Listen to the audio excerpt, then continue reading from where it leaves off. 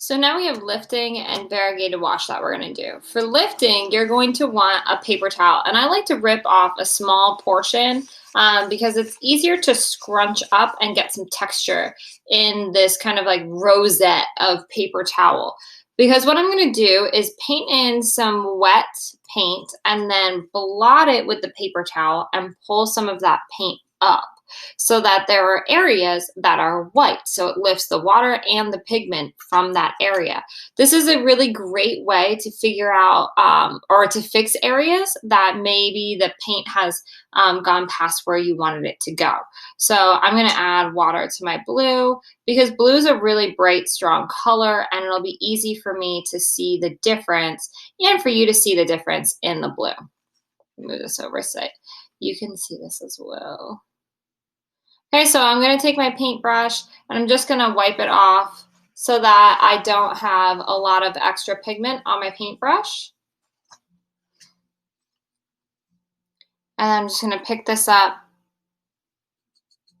Actually, what I'm going to do is get this wet first because it works better the wetter your paper is.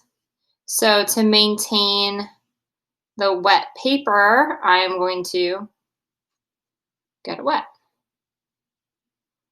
Pick up some paint. And you can see how quickly it bleeds and blends. Wet on wet is such a great process.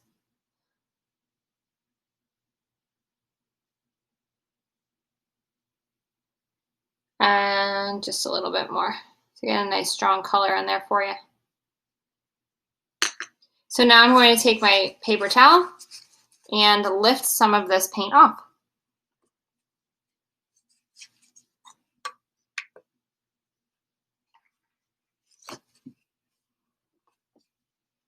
So you can see how there are certain areas that have gotten lighter. If I wanted to show you really, really strong, here, let's just add in really nice thick amount of paint here.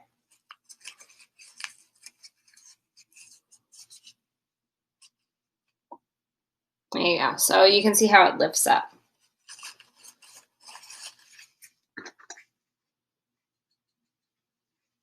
Now we're going to do a variegated wash here. So we're going to go from light to dark.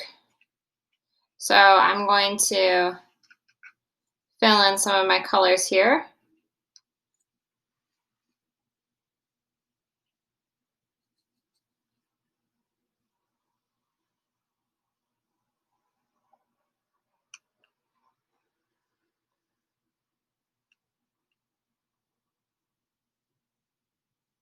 I'm just going to use 3 colors. Feel free to experiment with how you use your colors. Like you could do blue and then red and yellow, or blue, green, yellow. My only suggestion is not to do green and then red because you're going to end up getting brown.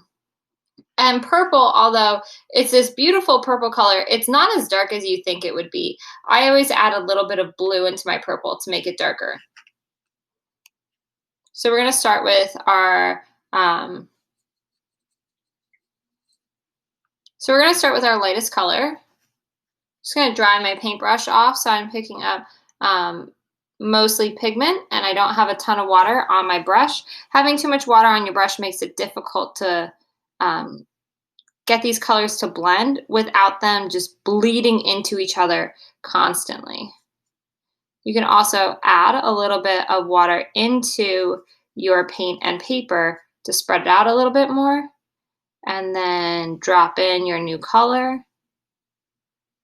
And just like you do the graded wash, add a little bit of water so that blends from one to the other. Use a tiny amount of water, seriously less than you think you need. But you'll want to work quickly here so that your paint doesn't dry. Because once the paint dries, it's harder to blend. You can, because watercolor does reactivate, but it's not as easy as when it's wet for the first time. So now we're going to go from green to blue. So I'm adding my pigment and my watercolor and a tiny amount of water and a little bit more water. and spreading that out. And now I'm going to add my blue and some water. It's probably too much.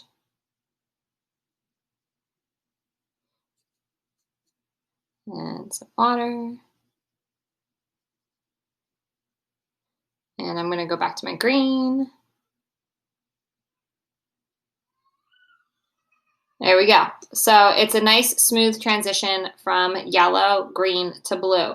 You're going to use these colors then to fill in your sphere from highlight to shadow.